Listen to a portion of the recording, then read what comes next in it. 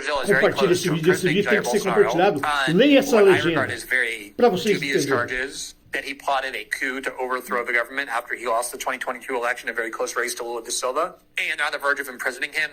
They've had the trial. The verdict is expected in the next couple months.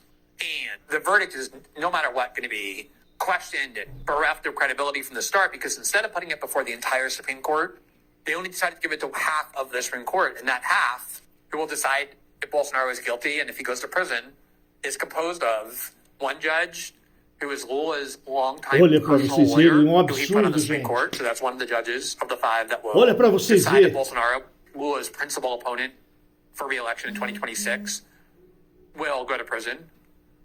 The Supreme Court has already declared Bolsonaro banned from the ballot 2026, but that could be reversed if he gets acquitted. So it's really about whether he'll be able to run and whether he'll go to prison for life. So you have Lula's personal attorney. Then you have Lula's longtime friend and political ally, who was his justice minister, who will also put on the Supreme Court. That's two of the five judges who will judge if Bolsonaro is guilty.